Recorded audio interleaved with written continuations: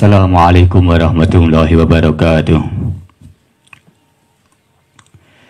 Ila hadratin Nabil Mustafa Muhammadin sallallahu alaihi wasallam wa ila jami'i ihwani minal anbiya wal mursalin wa la awliya wa salihin wa sahabati wa tabi'in wa ulamil amilin wa musannifin al mukhlisin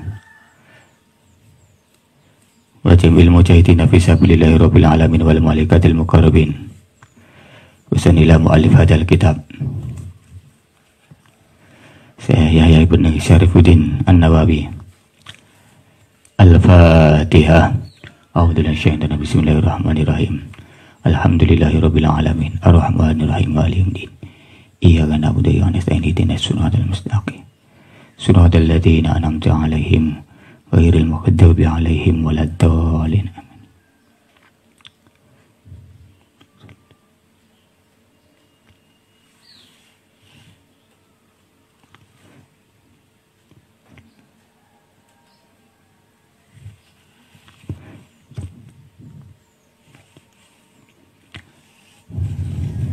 Alhamdulillah, pada kesempatan hari ini kita akan melanjutkan belajar kita bersama-sama belajar kitab hadis Arba'in Nawawiyah fi ahadis sahihah an-nabawiyah li Imam Yahya ibn Syarifuddin An-Nawawi. Pada kesempatan hari ini kita akan mempelajari hadis yang ke-31. Qala musannifu rahimahumullah wa nafa'ana bihi wa bi ulumihi fi dharain amin. Allahumma shalli ala sayyidina Muhammad. Al hadisu utawi hadis al hadi kang nomor 1 wa salasuna lan nomor 31. Hakikatul zuhdi iku ing dalem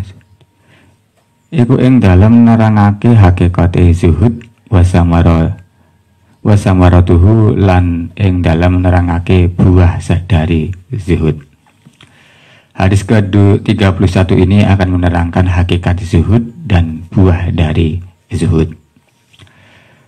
An Abil Abbas Syahli bin Sya'din As-Sa'idi radhiyallahu anhu dipun riwayataken saking Abil Abbas Syahli bin Sya'din As-Sa'idi radhiyallahu anhu. Qala dawuh sinten Abul Abbas, Ja'a rawuh sapa rajulun sapa wong lanang illan nabiyyi marang Kanjeng Nabi sallallahu alaihi wasallam. Faqala mongko nuli dawuh sinten rajul, ya Rasulullah, wahai Rasulipun Allah, julluni mugi panjenengan nuduhaken marang kawula ala amalin ing ngatasé amal iza amil tuhu nalikane ngamal sapa ingsun hu ing amal, nglakoni sapa ingsun ing amal, ahabbani mongko demen tresna ing kawula sinten Allah wa ahabbani lan demen tresna ing kawula sapa annasu para manungsa. Faqala mongko nuli dawuh sinten Kanjeng Nabi sallallahu alaihi wasallam, ishad zuhuda sapa sira fid dunya ing dalem dunya, yuhibbuka mongko demen tresna ing sira sapa Allah.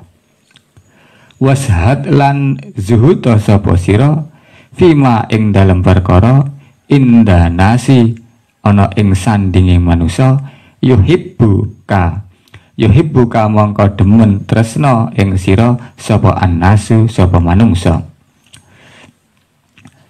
Hadisun iku hadis hasanun kang hasan, rawahu ngriwayataken ing hadis sapa Ibnu Majah wa ghairuhu lan saliyane Ibnu Majah bi asanidi hasanatin kelawan sanad kang hasanah. Hadis yang ke-31 ini diriwayatkan oleh Abi Abbas Sahli bin Sya'din Sya'idi radhiyallahu taala anhu. Dia berkata, datanglah seorang laki-laki kepada Nabi sallallahu alaihi wasallam. Kemudian dia berkata, wahai Rasulullah, tunjukkan kepadaku suatu amal yang apabila saya kerjakan maka Allah Ta'ala itu mencintaiku, dan aku juga dicintai oleh manusia. Maka Rasulullah SAW itu menjawab, Ishhad fi dunya yuhibbukallah, zuhudlah di dalam dunia maka Allah akan mencintaimu, dan zuhudlah di dalam fima dan nasi, dalam perkara yang berada di tangan manusia, di tangan orang lain, maka manusia akan mencintaimu. Diriwayatkan hadis ini, hadis yang hasan, diriwayatkan oleh Ibnu Majah dan lainnya Ibnu Majah dengan sanad yang hasanah. Hadis rawahu Ibnu Majah fi kitab zuhud babu zuhdi fid dunya. Kitab ini hadis ini diriwayatkan oleh Ibnu Majah di dalam kitab zuhud bab zuhud fid dunya, hadis ke 4102.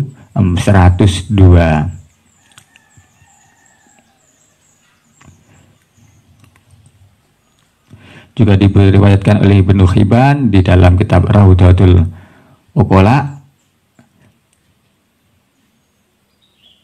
wal Hakim di dalam kitab Raqaiq fi Mustadraknya juz keempat 313, dan juga Abu Nuaim di dalam Khilah juz 7 136, dan juga Imam Baihaqi wal Baihaqi fi Syu'abil Iman di dalam bab cabang iman. Hadis-hadis ini sesuai dengan syahid-syahidnya. Istamalaha ahadal hadis ala wasiyataini adimaitaini minan wasiyah Nabi sallallahu alaihi wasallam. Hadis ini mengandung dua wasiat yang agung dari wasiat-wasiatnya Rasulullah sallallahu alaihi wasallam. Al-ula az-zuhdu fid dunya wa annahu sababun fi naili mahabbatillahi ta'ala li abdihi. Yang pertama adalah zuhud di dunia, yang itu menjadikan sebab dia memperoleh kecintaan Allah Ta'ala terhadap hambanya. Wasaniyatu fi zuhdi fima fi aidin nas wa annahu sababu fil husuli ala mahabbatin nas wa takdiruhum. Yang kedua yaitu zuhud di dalam perkara yang berada di dalam kekuasaannya atau tidak di tangan orang lain atau di tangan manusia, dan ini menjadi sebab dapat dihasilkannya cinta manusia terhadap dia. Wa minal mu'aqadi fil Islam annal insan la yakunu minas syuhada al-faizina fid daraini illa ba'da tahaqi min habatillahi lahu wa ba'da asara ma indahu minal akhirah al-baqiyah ala dunya al-fa'inah. Bahwasanya Islam itu menganjurkan dengan kuat, dengan sangat, bahwa manusia itu dapat memperoleh kebahagiaan dan keberuntungan di dua alam, dunia dan di akhirat, itu sesudah nyatanya dia mendapatkan kecintaan Allah Ta'ala, dan dia meninggalkan atau sedikit menjauhi di dalam dunia yang begitu fana, dan juga mendapatkan kecintaan dari manusia, dan kecintaan manusia ini tidak didapatkan kecuali dengan dia mencintai atau tidak meri terhadap apa yang dimiliki oleh orang lain. Dari hadis ini kita dapat mengambil beberapa pelajaran. Yang pertama yaitu makna zuhud. Tanawwa'at sibaratu salafu wal ulama'u alladina ja'u ba'dihim fi tafsir zuhdi fid dunya wa kullaha tarji'u ila marwahu al-imam Ahmad Abi Idris an Abi Idris al-Khulani radhiyallahu anhu annahu qala laisa zihadu fid dunya bi tahrimil halal wa la idaul mal innama zuhud fid dunya an takuna bima fi yadillah wa ausaqu minka bima fi yadika. Bermacam-macam ibarat atau redaksinya para ulama salafun solih yang datang sudah para sahabat di dalam mentafsiri zuhud di dunia, dan semuanya itu bermuara pada pendapatnya Imam Ahmad ibnu dari Abi Idris al-Khulani radhiyallahu taala anhu, bahwasanya zuhud di dunia itu bukan mengharamkan perkara yang halal dan menyia-nyiakan harta. Ini bukanlah zuhud. Innama zuhud, tetapi yang dinamakan zuhud di dunia itu adalah antakun nabi yadillahi asaku, lebih percaya terhadap kekuasaannya Allah atau apa-apa yang berada di sisinya Allah daripada apa-apa yang ada di tangannya. Wa idza asabata musibatan kunta asada roja'a li ajriha wa zakhriha mina'iyahu walau baqiyat. Dan ketika dia ditimpa musibah, maka dia sangat berharap untuk mendapatkan pahala. Ini yang dinamakan dengan zuhud menurut Imam Ahmad dari Abi Idris Al-Hulani. Wa fi hadzal qaul tafsiru zuhadi bisalasatil umur kullihi min a'malil qulub la min a'malil jawarih. Dan dari ketiga pendapat ini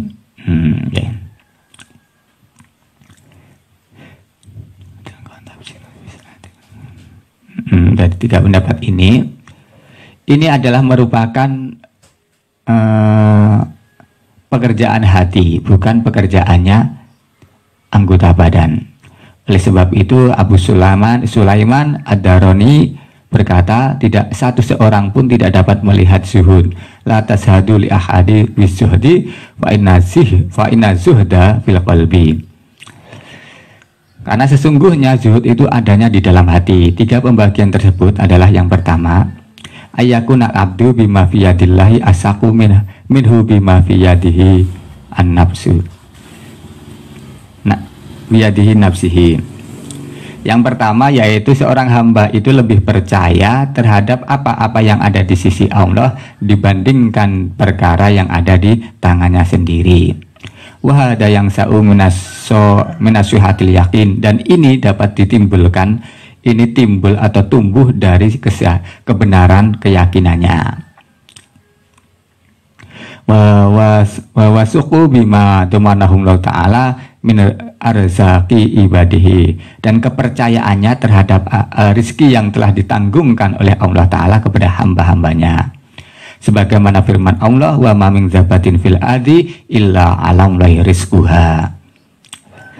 Pembagian yang kedua yaitu ayakuna al-abdu idza usiba bimaksyatin fi dunyahu kadzahabi malin awaladin aw ragabi fi sawabi dzalika mimma adhaba minhu minad dunya wa ayyabaqalahu.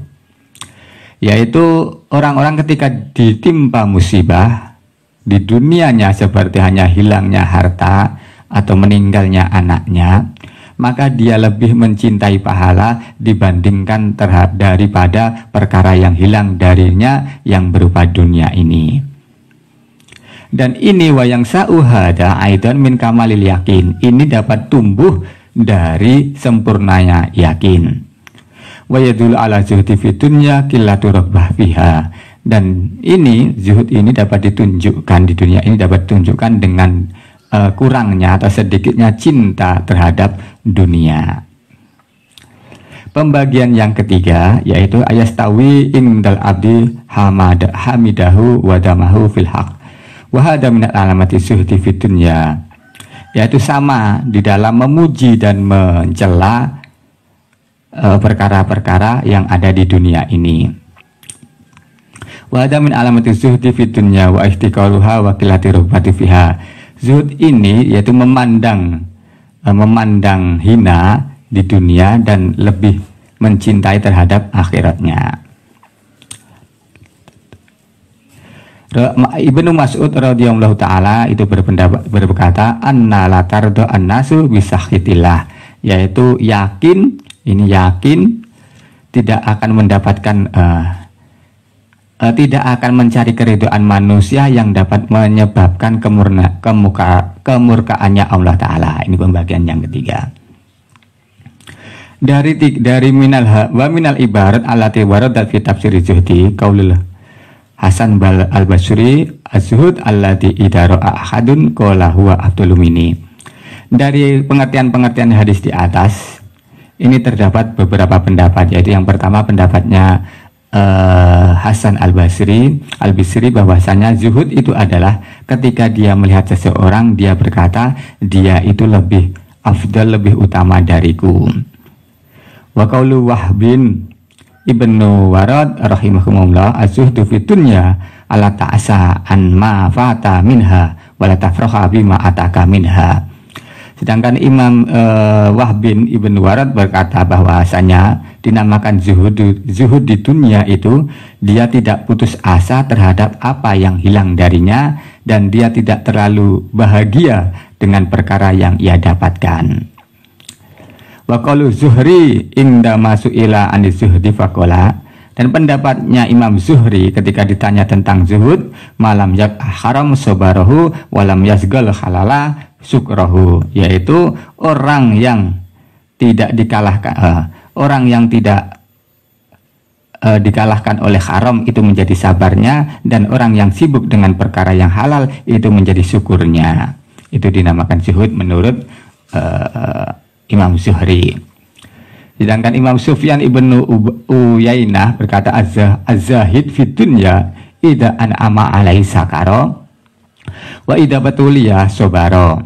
Sedangkan Imam Sufyan ibnu Uyainah berkata orang yang zuhud di dunia itu yaitu ketika ia mendapatkan nikmat dia bersyukur, dan ketika mendapatkan cobaan dia bersabar.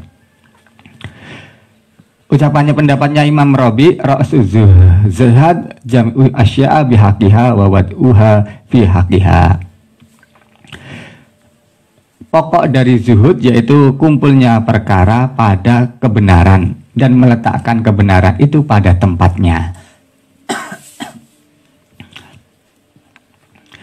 Sedangkan pendapatnya Sufyan Tsauri, az-zuhdu fid dunya qasrul amal wa laysa bil aqlil ghalid wa la bisa al-inba. Sufyan Tsauri berkata, zuhud di dunia itu adalah pendeknya angan-angan, bukan makan yang tidak enak, bukan makan yang tidak enak, bukan yang enak, walala bisa, dan bukan tidak memakai pakaian yang atau bukan memakai pakaian yang jelek. Nah, ini kadang disalah tafsiri. Zuhud itu sing salah pentafsiran mangane sing ora enak-enak, klambine sing elek-elek. Ini salah pentafsiran.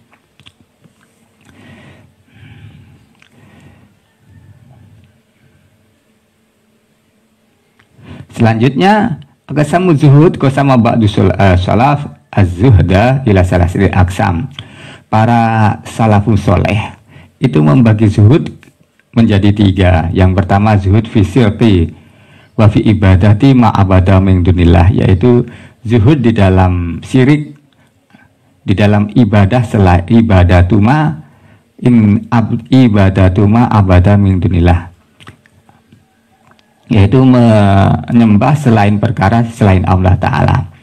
Yang kedua yaitu zuhdu fil harami kullihi minal ma'aswi, yaitu zuhud di dalam perkara-perkara yang diharamkan kesemuanya yang berupa maksiat. Yang ketiga yaitu zuhud fil halali, zuhud di dalam perkara-perkara yang halal. Wal qismani ala awal wasani minal zuhdi kullahuma wajibun wal qismu asalisu laisa biwajib. Pembagian yang pertama dan kedua dari pembagian zuhud tadi ini adalah merupakan perkara yang wajib, sedangkan yang ketiga ini adalah bukan wajib.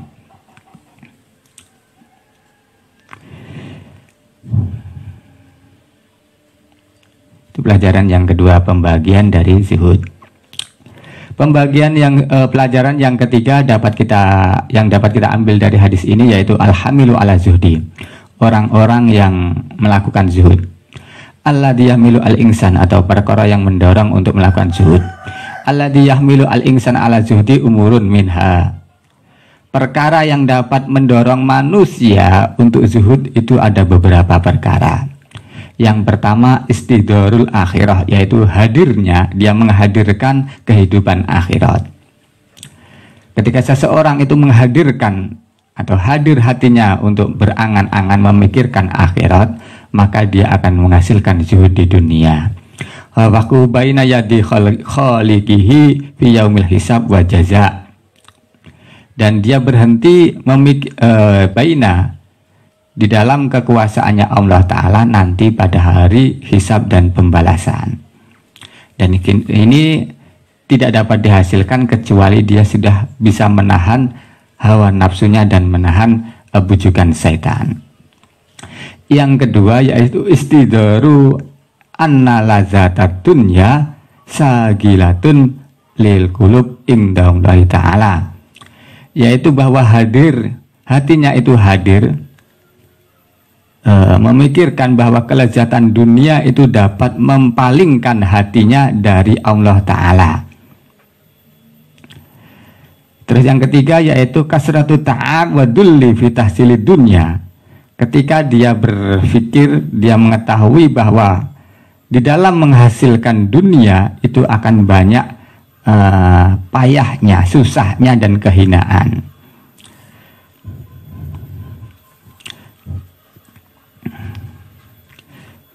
Perkara yang keempat yaitu istidhar anad dunya mal'unah, dan pengetahuan bahwa dunia itu terkutuk. Kama seperti hanya di dalam hadis, ad-dunya mal'unatun mal'una fi ma fiha illa dzikrallahi ta'ala wa mawalahu. Yang keempat yaitu takhiru sa'nid dunya wa tahdziri min gurubiha, yaitu sepelenya kehidupan dunia atau keadaan dunia dibanding, maka wazahidu fid dunya yazidu mauqufuhu solabati wa quwati inda maitawalu ayat Rabbi azza wa jalla wa yaqra'u ahadis nabihi. Seorang yang zahid di dunianya, maka ia akan bertambah-tambah zuhud ketika dia membaca ayat-ayat dan ayatnya Allah dan juga hadis-hadis Rasulullah sallallahu alaihi wasallam di dalam menerangkan zuhud. Banyak ayat ataupun hadis yang menerangkan tentang zuhud. Bal tu'sirunal hayatad dunya wal akhiratu khairu wa abqa al-a'la, contohnya. Juga di dalam surat An-Nisa ayat 77, kul mata'ud dunya qalilun wal akhiratu khairu liman ittaqa. Perhiasan dunia atau harta dunia itu salah sedikit, sedangkan akhirat itu lebih baik bagi orang-orang yang bertakwa. Juga di dalam surat Al-Luqman ayat 33, wala tagurrannakumul hayatud dunya wa yaghurrannakum minal. Terus selanjutnya dan ayat-ayat lain.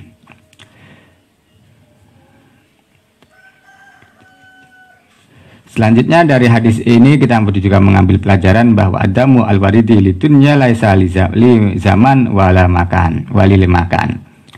Mencela yang berlaku di dunia ini adalah tidak diperbolehkan mencela di dunia ini, mencela terhadap zaman dan makan, waktu dan tempat.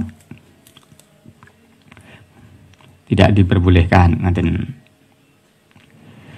Wala yarji'u adamu lidunya ila makaniha alladhi huwa ardu alladhi ja'alahum Allah ta'ala mihadan wa maskanan.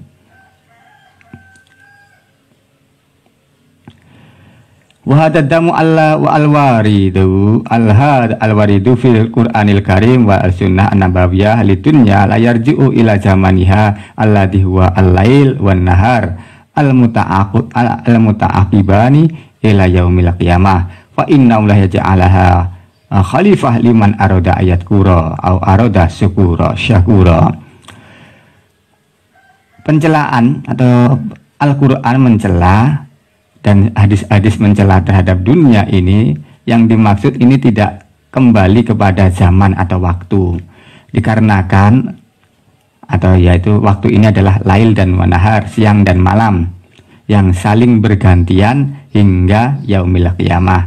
Karena sesungguhnya Allah Ta'ala menjadikan siang dan malam ini adalah khalifahnya di dunia dan dijadikan sebagai pembelajaran bagi orang-orang yang selalu berzikir dan orang-orang yang selalu bersyukur.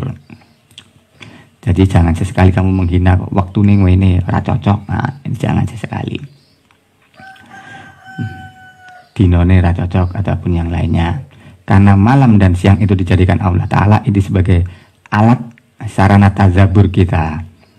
Wala yarji'u adamu lidunya ila makaniha alladhi wa fil ardi. Juga tidak diperkenankan untuk mencela terhadap tempat yang ada di bumi ini, dikarenakan bumi ini dijadikan Allah Ta'ala sebagai tempat berpijak dan sebagai tempat bermukim dan sebagai tempat tumbuhnya bermacam-macam tumbuhan dan tanaman yang dijadikan sarana sebagai alat hidup manusia. bal damu al-warid yarji'u ila af'alin nas al-waqi'ah fi hadid dunya. Bahkan yang seharusnya pencelaan itu seharusnya dikembalikan kepada pekerjaannya manusia yang terjadi di dalam kehidupan dunia ini. Dikarenakan li'anna ghalibaha mukhallifun lima ja'a bihi rasul wa mudarrun la tangfa'u akibatuhu. Dikarenakan kebanyakan af'alnya manusia, tindakan manusia itu menyimpang dari perkara yang datang dari Allah Ta'ala juga Rasulnya, dan juga membahayakan dan tidak bermanfaat terhadap kehidupannya, baik dunianya maupun akhirat.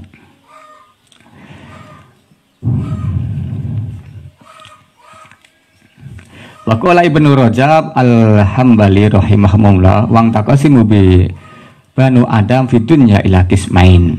Ibnu Rajab al-Hambali rahimahumullah wa ta'ala itu berkata bahwasanya anak keturunan Adam di dunia ini dibagi menjadi dua golongan.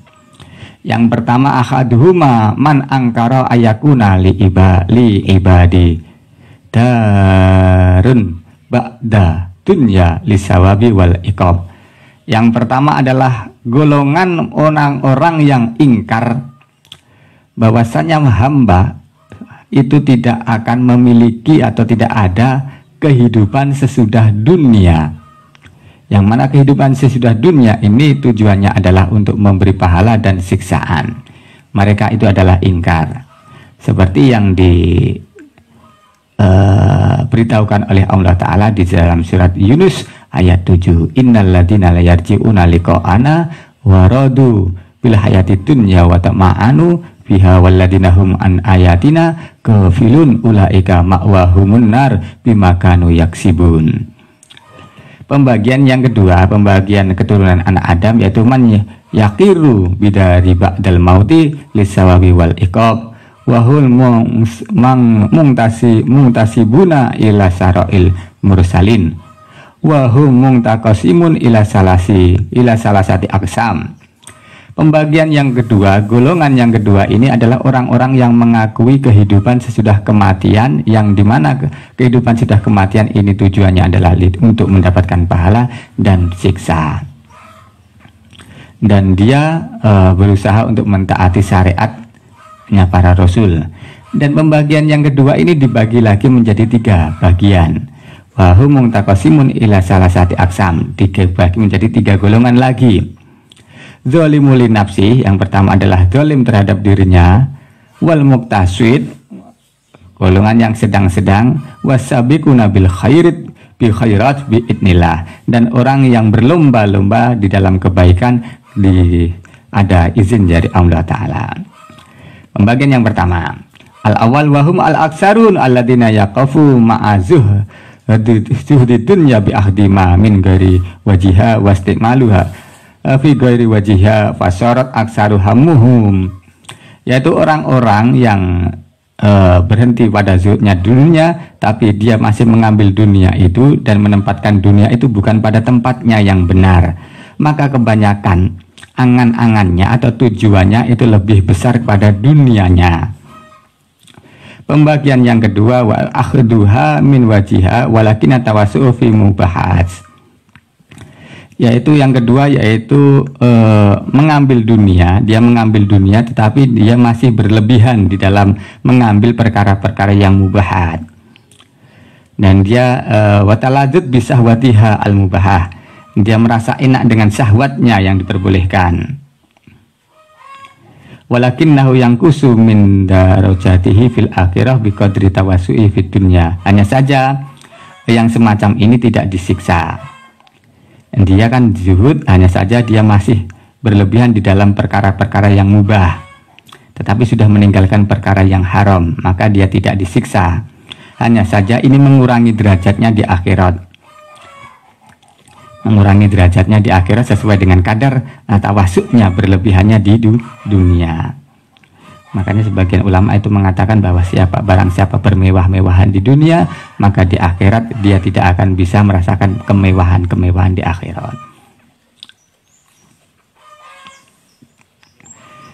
Pelajaran yang keenam yang dapat kita ambil dari hadis ini, kaifa naktasibu mahabbatallahi ta'ala. Bagaimana cara kita mendapatkan atau berusaha mendapatkan kecintaannya Allah Ta'ala. Wa naktasibu mahabbatallahi ta'ala bizuhdi fid dunya li anna subhanahu wa ta'ala yuhibbu man ata'ahu.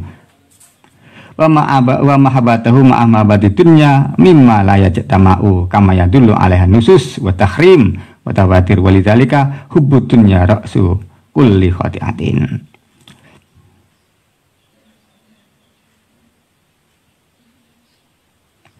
Bahwasanya kita sebetulnya kuasa untuk berusaha. Kita berusaha untuk mendapatkan kecintaannya Allah Ta'ala dengan zuhud di dunia. Dikarenakan Allah Ta'ala itu mencintai orang-orang yang taat kepadanya. Sedangkan cinta kepada Allah Ta'ala itu tidak akan tidak bisa bersatu dengan cinta dunia.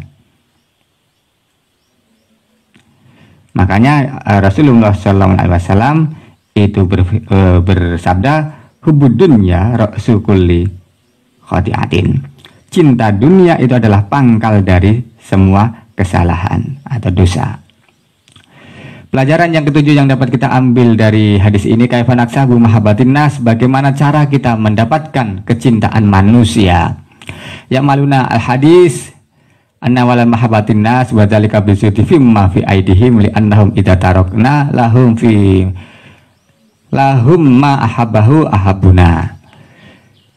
Hadis ini menunjukkan bagaimana cara kita mendapatkan kecintaan manusia, yaitu dengan cara zuhud di dunia, zuhud terhadap perkara-perkara yang ada di tangan manusia. Dikarenakan ketika kita meninggalkan perkara atau tidak mengganggu orang lain di dalam kesenangannya, maka kita akan dicintai oleh orang lain. Pelajaran yang ke-8 yang dapat kita ambil dari hadis ini adalah zuhdu Rasulullah SAW dan zuhudnya para sahabatnya yang kiram, yang mulia. Yaitu Rasulullah SAW itu sangatlah zuhud di dunianya dan para sahabat itu juga menirunya. Maka memang pantas kalau Rasulullah SAW itu menjadi suri teladan bagi kita semuanya dan juga para sahabat-sahabatnya. Kita lanjutkan pada hadis yang ke-32. Al-hadisu utawi hadis asani kang kaping nomor loro wasalasuna lan kaping 30. Nafyu dorori iku ing dalam nerangake ngilangi doror kebahaya fil islami ing dalam Islam. An Abi Sa'id Sa'di bin Sinan Al-Khudri radhiyallahu anhu. Diripun riwayataken saking sabi Abi Sa'id Sa'di bin Sinan Al-Khudri radhiyallahu taala anhu. Anna Rasulullah sallallahu alaihi wasallam sak temane Rasulullah sallallahu alaihi wasallam iku kola iku dawuh sinten Rasul. La dororo wala diroro. La dororo aja mbahayani sira.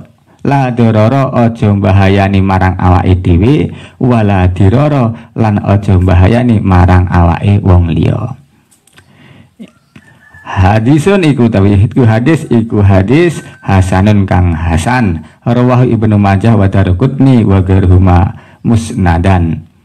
Diriwayatkan oleh Ibnu Majah, Daruqutni dan lainnya. Waruhum Malik fil Muwatta mursalan, diriwayatkan Imam Malik di dalam kitab Muwatta dengan hadis yang mursal.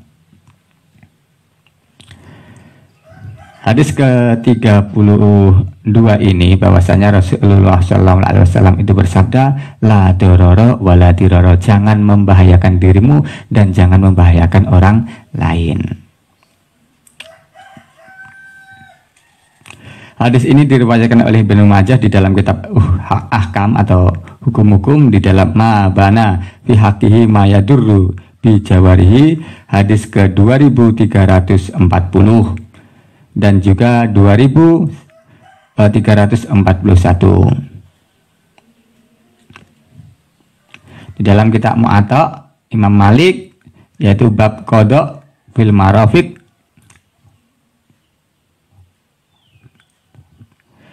hadis ke-31.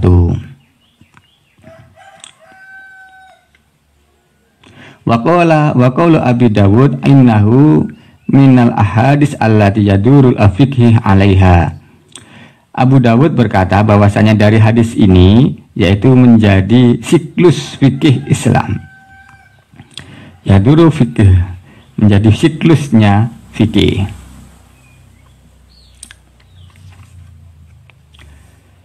Wahtalafa al ulama fi makna darar wala dirar. Para ulama itu berbeda pendapat di dalam memaknai darar wala dirar. Jadi nanti banyak yang memaknani itu darar wal dirarat itu apa. Dari hadis ini kita akan dapat mengambil beberapa pelajaran. Yang pertama yang nafyu al-munnafi bahwa ad-darar la ukbah wala kisos.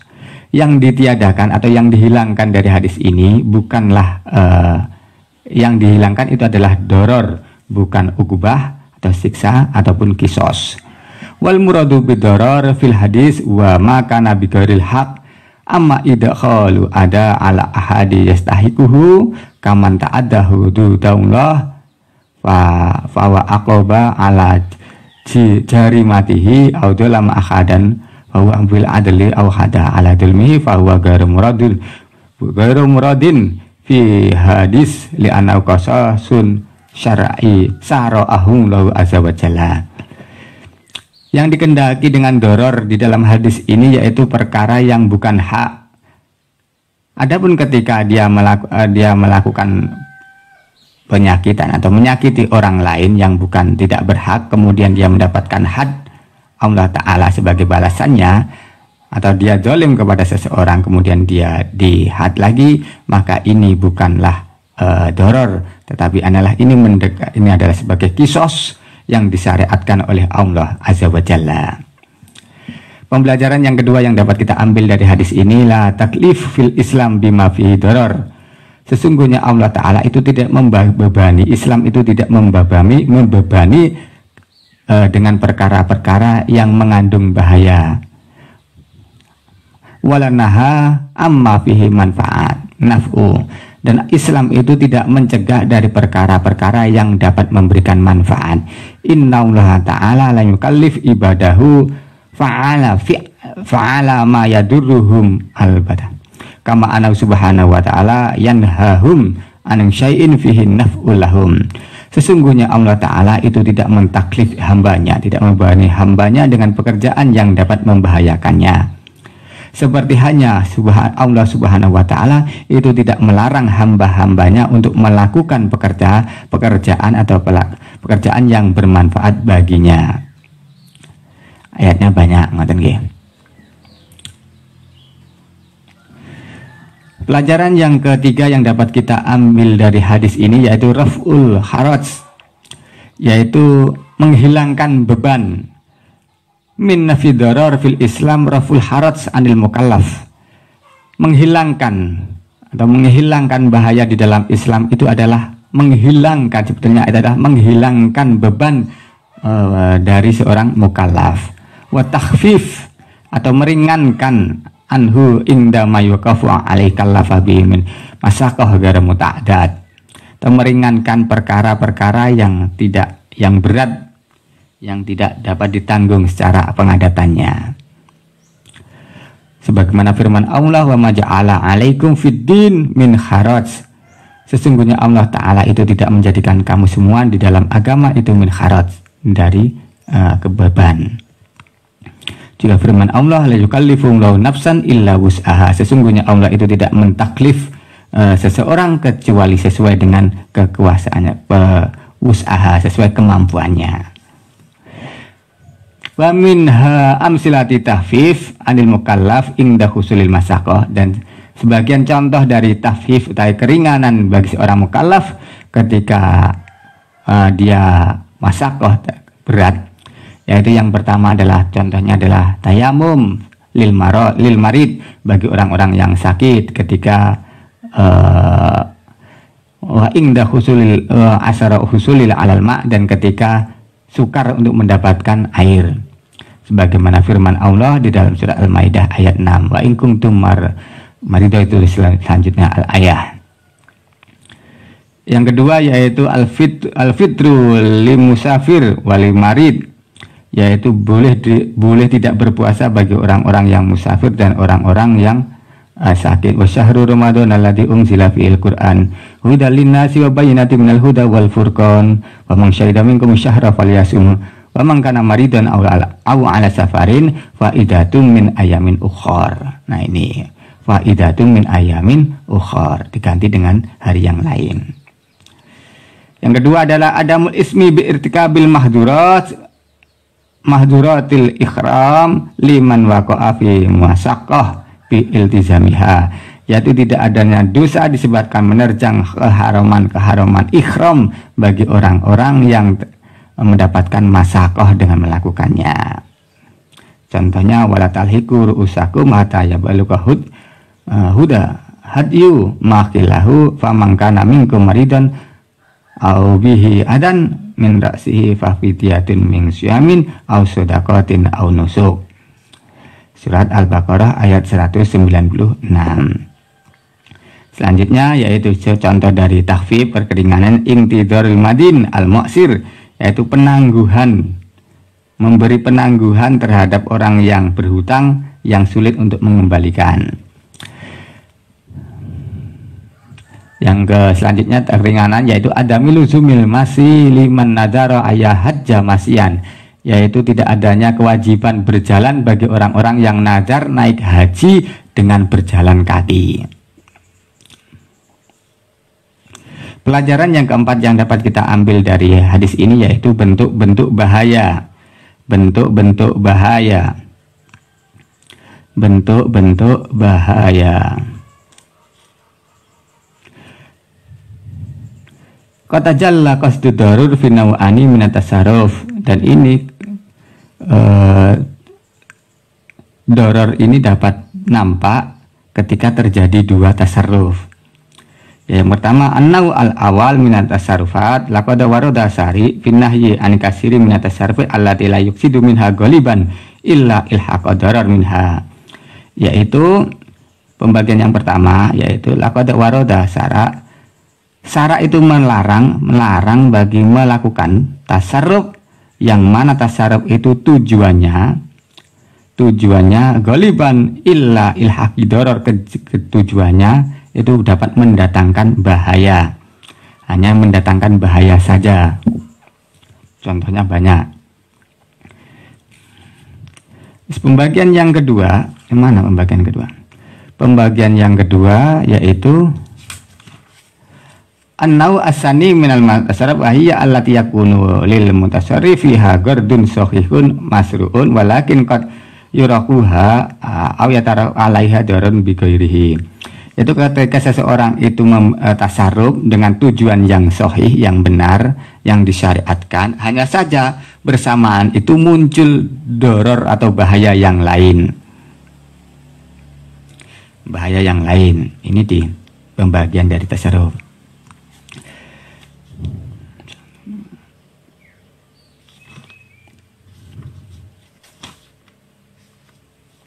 Selanjutnya dari hadis ini